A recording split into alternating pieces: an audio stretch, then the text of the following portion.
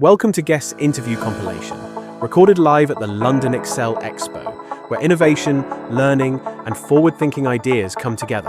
Across this series, you'll hear from business owners, educators, and industry professionals as they share their journeys, their work, and their perspectives on the rapidly evolving world of artificial intelligence. From showcasing businesses and emerging solutions, to discussing AI-driven training and its growing importance across industries, these conversations highlight how technology is shaping the future of work, skills, and opportunity. This compilation captures real insights, real experiences, and real conversations from the people helping define what comes next. Hi, my name's Danny Stacey. I got into the world of recruitment and HR about 20 years ago, showing my age. I then spent a long time working for the Department for Work and Pensions, so UK government. In the last 12 years, I was working across LinkedIn and then more recently Indeed, working with senior leaders at the world's largest organisations around the world and helping them think about how they attract, how they hire, and how they retain talent as well. And I've been asked a question to speak today a little bit about reskilling, and it's a topic I think is really important. I think skills-based hiring is a topic I get asked about a lot. I've gone freelance, so I've left Indeed back in August and now I've launched DannyStacey.com. I think it's a topic I get asked most about. And I think when it comes to the skills-based world, I think companies need to audit the existing skill sets within their workforce. They need to know the skills that they need for success. So where is your business going? What's the journey over the next year, 3, 5 years and beyond? What does your business need to become? When you truly understand that, you can look at your skill set that exists as is, and how do you take the people that you have on that journey to the skills that they need to have. What you can't do, and what you shouldn't do, but unfortunately what too many businesses do, is they fire, and they hire, and they fire, and they hire, and that's really expensive. You could be paying severance packages out for people that technically might reapply to your jobs in another 30, 60 days time. And that happens a lot. I've seen it myself from the company I've just left. What you need to think about is, how do you take your people's well-being? How do you put your people at the center of your business strategy? And how do you look after them? Because if you look after your people, I guarantee it, the research proves they'll look after you. Because if you've got a happy, healthy workforce, you're going to have a happy, healthy bottom line as well. The proof and the research, especially from the event I've been speaking at today, I've just got off stage talking about well-being and tying it back to profits and success in the world of work. And it is proven that when it comes to skills-based hiring, helping your employees become better, to grow, to learn, to have a sense of achievement in their world of work, they are much more likely to have a greater sense of well-being and in turn not only be more productive, but they are far more likely to stay and be loyal employees as well. I hope that's helpful and I hope that's useful for you. Super. Morning, Chris. Good to see you. How are you? Yeah, I'm doing great. Really brilliant to be here at the Expo. Super. And tell me a bit about Infinity Compass.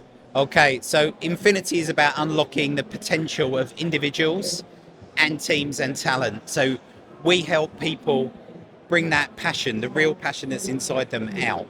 So we use a compass because the future is so uncertain. Like, transformation is the air that we breathe like every single day, right? So what does 2030 look like?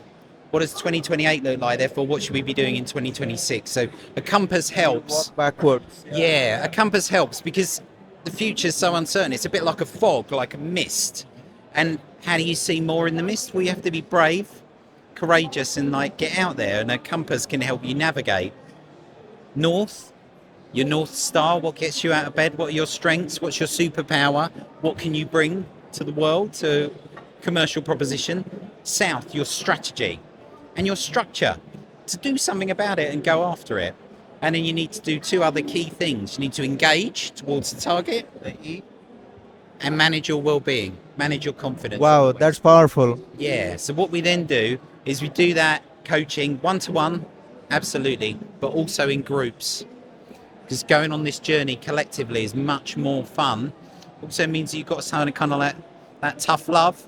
Exactly. Come on, did you do it? That kind of thing. And Yes. and the completion rate, the engagement is way more in group, and the feeling of safety actually increases when people are in a group rather than when somebody is just doing their own bits by themselves. And I'm speaking from personal experience as well as when we work with job seekers to help them go back to jobs, etc., many of them are confident in their technical abilities, but they do need something on this. I'll tell you a small secret. The 8 in the stepper is inspired from the infinity symbol. Oh, we're brothers, right? Fantastic. Yeah. Yeah. So- But you're absolutely right. Confidence and resilience are at like the heart of everything that we do. All right. So going on that journey can be lonely. So one of the key concepts we have is the support system. So if you can imagine in that future world, we need to experiment. So if we go back to school, when we did experiments and you kind of turn up the Bunsen burner and that kind of like beaker with the heat, you'd never hold that beaker on your own because your arm would get tired or it could kind of like bubble over and kind of like hurt you. It stands on a stand, a support structure, and the support structure's got 3 legs. Friends to come on that journey with you, mentors, big brother, big sister who kind of get it, got the war wounds, can kind of help you, and people who can coach you in the skills you need for the future. Building that stuff as you go, massively important. Right? That's very powerful. Yes. And such a good visual over there, right? Yeah. And can I share a secret about 3 of that support structure? Go for it. While I was looking for support, I found that you need minimum 3 legs for something to stand. You cannot, I mean, of course, as a human one can stand, but when you're putting something on a Bunsen burner or a table, it doesn't have 2 legs, it has 3. And I really like the way you put it. Do you have this, and that in order to support you in that journey? I love that. Yeah, it's really, really important, right? So anybody who's interested, passionate about people, whether it's group coaching, individual coaching, the interesting thing is that Gen Z, Gen Alpha, people getting into the workplace from school, from university, we are doing key work there. One of our big clients is King's School in Canterbury, the oldest school in the world, founded in 597 by St. Wow. Augustine. It looks like Hogwarts. It's like fantastic. Their kids are being taught this stuff. Things like Mel Robbins' Let Them Theory, Atomic Habits by James Clear. They're being taught these skills now from the age of 13 onwards. The other end of the spectrum, we help with people who have been made redundant, bounce back into work as the best version of them, embracing the future. Then we've got emerging leader in the middle. Brilliant. So I got 2 thoughts. One of them is about partnerships, but I'll come back to that. But before that, what were you looking for and did you find it? And what message do you want to give to your audience so that we can spread it to more people? Wow. Curiosity. Curiosity is absolutely key as a future skill. So if we think about the World Economic Forum, future of work, future of jobs, if we think about what the OECD says in terms of what we need to be doing and growing as a society as skills by 2030, you look at those reports, yes, digital AI is coming, it's the change, transformation is here, it's the air that we breathe, but human-centric skills will be absolutely key to unlock that potential around the globe and That's around powerful. and in people. So what we need to do is we need to be curious, we need to be courageous, we need to be connected. So if that's you, we'd love to talk to you. Connect with Chris, Infinity Compass, and we have been talking of coordinating and partnering because we have so many things to share. We could be not just talking for hours, but actually creating impact together. Nice meeting you, Chris. Agreed. Thanks, guys. Best of luck for the rest of the day. Thanks to Jason. So we are here with Andy, the Chief Operating Officer of the CPD Group. Correct. Welcome. Thank you very much. How are you today? How are you finding this? We've had a great event so far. We've been having some really wonderful conversations with some great training providers that are really passionate about what they're doing, so that makes a huge difference, because they're really, really enthusiastic about what they're trying to achieve, and we're here to help them on that journey. So that, it's really good. That's one thing I find with training organizations. Like if you have 2 sales organizations, they might be competing on something. Yes. But training organization can collaborate way faster. Absolutely. What do you think of that? Oh, absolutely. I mean, training providers, they should be sharing their knowledge and their expertise, because ultimately the goal is to help the learners develop and become better and more professional in their roles and be able to adapt to different environments and move between roles even, and so that collaborative working is really, really important. So it's a kind of kind of what we're here for as well. We work in tandem with training providers. We're not here to tell training providers what to do. We're not rigid and we're not old school. Right. So we're very flexible, and it's about kind of working with training providers, helping them be the best they can be, so they can achieve their goals, and then ultimately their learners can achieve their goals at the same time. And that's the plan. And here, I would like to ask you the role of CPD Group. In fact, we have been fortunate that we actually became your client way before, and it was really helpful to us as a very small training provider to get their recognition and so forth. What has been your experience? How does CPD Group help other training providers? Absolutely. I mean, we're here to help you on the entire journey, because the process, what we do, and I was saying this in a talk I was doing yesterday, it's about valuing the process as a training provider. We're not here, as I say, to tell you what to do. That's not our function. Yeah. We're here to work with you, to help you and advise you on what makes your course the best it can be. Okay, so it's about kind of embracing that journey, working with us, and working with our assessment team so that they can actually help and guide you. It might be that your course, because you've been focused on it so much, that a fresh pair of eyes can give you a really new perspective to the learning. And we have a very good understanding of a variety of industries, so we know what people need from their training, so we understand that side of things very, very well. So it's about listening to the advice and guidance being offered from our team, and then using that information to improve your delivery. And you also have the strength and advantage of dealing with so many training providers that there is this cross-fertilization, passing on our knowledge and standards and quality and so forth, so that actually brings everybody together, and that gives you a unique position to actually be there. In that context, these days, many AI training providers as well as other providers using AI to create their content are coming up with things. And while it is a great enabler and so forth, there have been points where sometimes it is low quality, and I was choosing the right word. Yes, So absolutely. we are on camera here.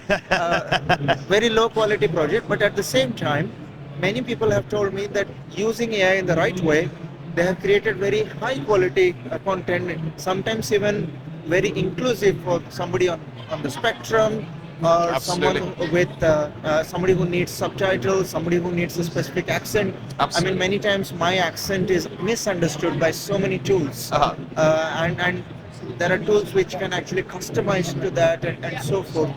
In this big picture, where do you see the strength of AI? Where do you see you and AI matching, and what's the future? Well, for me, we see a lot of training courses that have been generated by AI.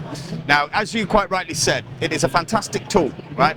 But the expertise is the person delivering the training, the trainer. The human. The human. The human. Yes. So while AI is a fantastic tool, it needs to be used correctly. Today we are here with Josh of generalpurpose.com. Yes, I'm good. How are you? How are you finding the CPD Expo? I think I'm loving it, and especially because I'm meeting a really good number of business people, especially like you. Tell me a bit more about what you do.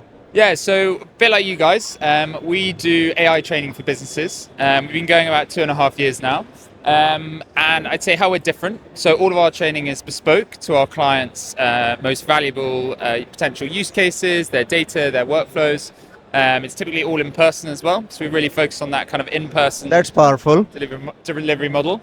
And yeah, we've trained thousands of people from hundreds of businesses in the 2.5 years we've been going. Done work with Quilter, Julius Baer, London Business School, Estee Lauder. So yeah, lots of different clients, some smaller ones as well. And yeah, we're loving being here at the CPD Expo. Amazing. And what's your role in the company? So I'm head of growth and enablement. And then we have on the stand as well, our head of marketing, Susie Castle. Our founder, Tom, was very sad not to be able to make it. He is in Vienna training an Austrian pension fund. Right. Yeah.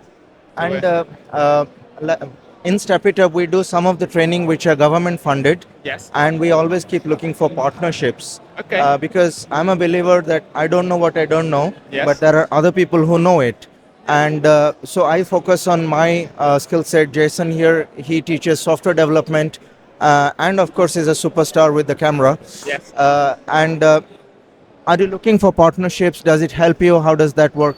Yeah, for sure. So we have several partnerships with different businesses, some consultancies, some freelance people, And what we do is like to build something where there's a kind of mutual benefit, potentially handing off clients where they're kind of more in your sphere, and you guys hand off ones that are more in our sphere. Yeah, Always win-win. Yeah, always win-win. exactly. What do you love about what you're doing, and what do you kind of long for? Because this is still, because AI is something that is still evolving and so forth, right? There must be things that you say, I wish this was there, and there must be things like, I love this. Yeah, 100%. So in terms of what I love about my role is I get to speak to lots of different people. I get to go to lots of cool offices and deliver really exciting training, and basically teach people how to get the most out of AI and ultimately make themselves more productive and upskill.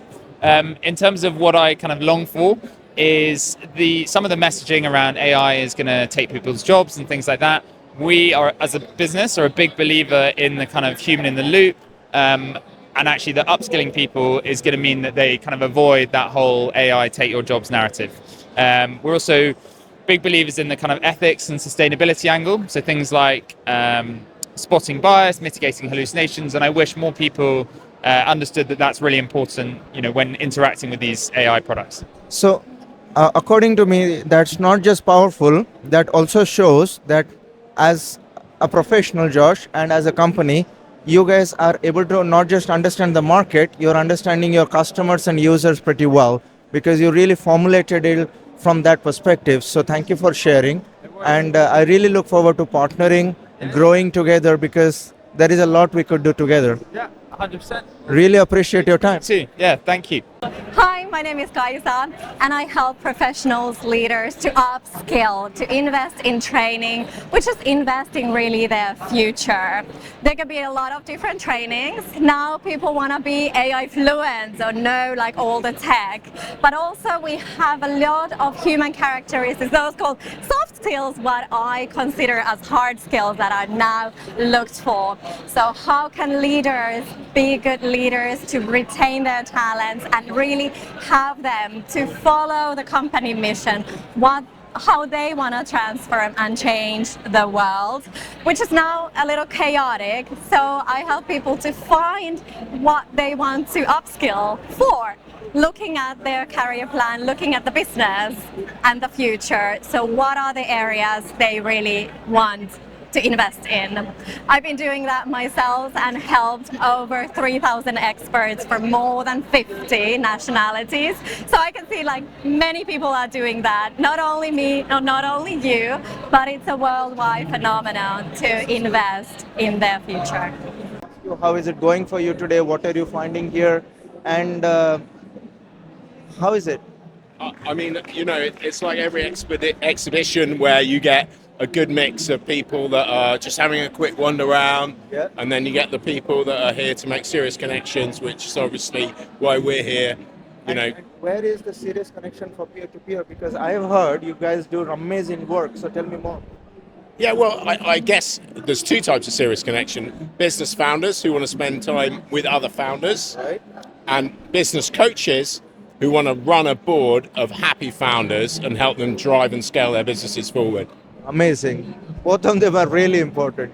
Enjoying the day, and day two now, and it's been fantastic. And of course, we're in A1 position here, which has been fabulous. But we've sort of Jason, if you turn around, they're literally, as soon as people are walking in, they see peer-to-peer.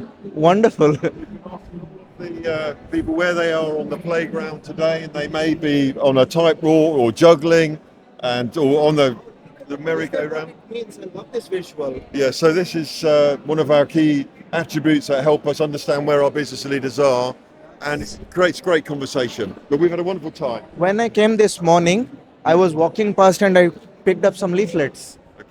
Because I was just putting some water bottles. And seriously, some of the content you guys do are so important for small businesses, but small businesses get busy running the business and they forget to look at some of the key questions. We move them from being in the business to being on the business. Exactly, yeah. And move them from how they can do everything to who can do everything for me. Exactly. I keep forgetting where to point the mic, and Jason reminds me. Good morning, sir. Very well, thank you. Yes, I see this from both sides because I'm both a member and a chair. So I've been a member of peer-to-peer for 7 years, absolutely transformational for me and my business.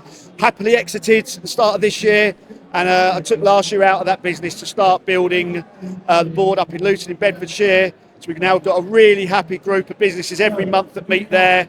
And we're building our second board and looking at our third board further up into Bedford. So I can see it from both angles. We've had some great conversations with people on both aspects this morning. So really excited, yeah. As a small business ourselves who was told to get a board because we are Ofsted rated, so we had to get a voluntary board, I realized having a board is such a great thing because we don't know what we don't know.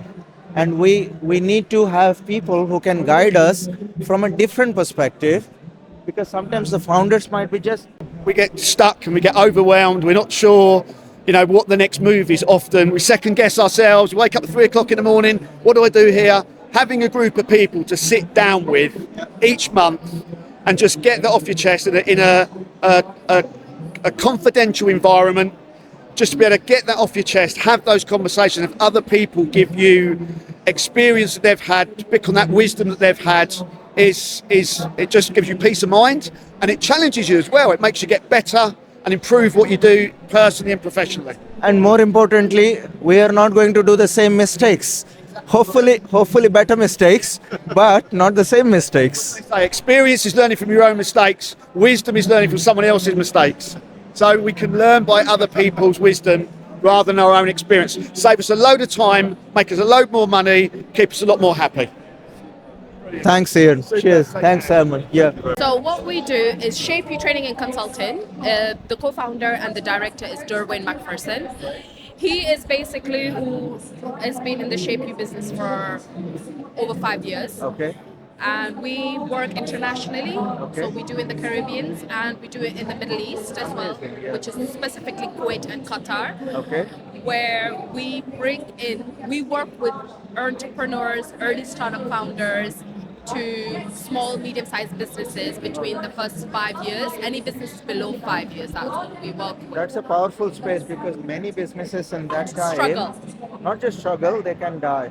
Yes. As well. And so 60% businesses fail within the first 3 years.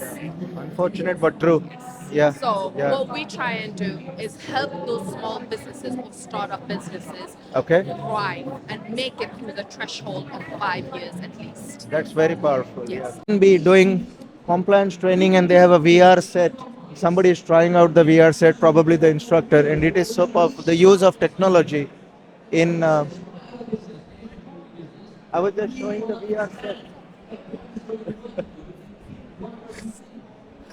I was just showing how you are using the VR set and the compliance training as well. Oh yeah, so we do like fire training with it. So we can put you into like a burning building, and you have to select your fire extinguisher and try and put it out, all using this. As a small business, is this expensive for the training? No. Using such technology? For a course, so if we were to come and run a course for you, very small cost, a couple of £100. For the kit, if a training company wanted to buy it, then you'd be looking at about 1,500 to 3,000. But which is, in the big picture, is not a big number because this is needed. This is needed as well. Needed. It's a legal compliant, a compliance aspect, but actually having this element is unique. No, not many companies have this. Maybe 5 in the country. Wow. So this is real innovation. This is real innovation because I have seen so many health and safety companies doing just the usual bits. Yeah. You are going to the next level. It's the way the world's moving. Technology, and you are the founder. This is my. So I always enjoyed training, but I found first aid, health and safety courses, they were really boring. It was very dry. You have to do it. Yeah, you have to do it. You sat there. So we looked at it and went, how can we make it more fun and engaging and actually have people want to do the training? And that's why 10B started. So we do interactive training. We have amazing instructors. We use technology to do it. So we take a whole new approach. We tried to make it interactive. And then actually what we found is by having it more interactive, people retain more information. So actually it makes them more compliant. Because if you forget when there is a real fire, then there is no use of the training, and you really need to internalize it what you are helping with. You can watch all the videos in the world, you can sit through all the PowerPoint, but until you actually try something, and okay, it's not quite the same as being in a burning building, but the tech's pretty accurate. You know, if we can do it virtually, winning. 10B, so it means a lot of different things. We deliver 10 out of 10 training. It's also, so there's a village in Wales called Tenby, which is one of my favourite villages, really pretty. If you get a chance, you should go to it, have a look. Family there. Oh, there you go, so go check it out. But yeah, no, so it means lots of different things, but it's unique as well. Amazing. I'm really glad to hear that. Tejas, hello. So welcome back. How are you? Very well. Day 2 of the expo. Already had my cup of coffee. Great to feel that we're neighbours, so we've been keeping an eye on each other. I've made sure I've looked after you. You guys have made sure I've looked after me. We've both got speeches, so both me and Jeev are going to have to go into makeup later. You won't see us for an hour or two. Oh, true. You can't look this good without put the axe on and the wig and everything. Is that it? Yeah. The wig will go on, everything will go on, kind of thing. Excellent. What are you talking about today? I'm talking about 20 years at Sky Sports. What can you learn about communication? Wow. Condensing that all down into 20 minutes of gold dust. Jeev has promised to support me in my talk, and I'm going to sit in and support him for his. So looking forward to doing that later. A bit nerve-wracking here because it's a bit open plan, but it is what it is. What a great place to test yourself, the London Excel. Absolutely. Perfect. What time are you on for anyone that's here? 1:15 I'm on, just 4 steps from the stand that Jeev is on, 6 or 7 from where I am. There we are. He's turned the camera around. That's where I'm speaking in just over an hour, hour and a half, kind of thing. So, yeah. Fantastic. Okay, looking forward to that. We'll be there. Thanks. If you're young, you're new, maybe you're looking for a job, you're at that starting career in life, I think you should look for 3 things when you're looking for that job and trying to make an impression. Number 1, your communication, and the way you communicate, verbally, non-verbally, written way, is going to say a lot about you. So if you can make sure your communication is on point, you'll be in the top 10% of applicants or potential people who might get a job. Number 2, I would say, is give it everything. Preparation, training, almost like a marathon for a job interview or for some kind of opportunity is really important. If you put the work in, you will get that opportunity because it will show that you have trained, developed and upskilled and put the effort in to get that opportunity and to grasp it. Carpe diem, seize the day. Finally, I would say to you is be yourself. A company, business, an opportunity always looks for that individual. What personality are you going to bring? Don't underestimate your talents. If you've worked in a cinema before, you've communicated with people, you've worked in a team, you've solved problems, you've dealt with things that you'd never thought would happen, and you've worked shifts and you've kept up that big standard of work throughout. Never underestimate the skills that you have and make sure you tell people about them because they're not mind readers. Good luck. Inspired by these conversations? Take the next step with Step 8 Up Academy. Join us now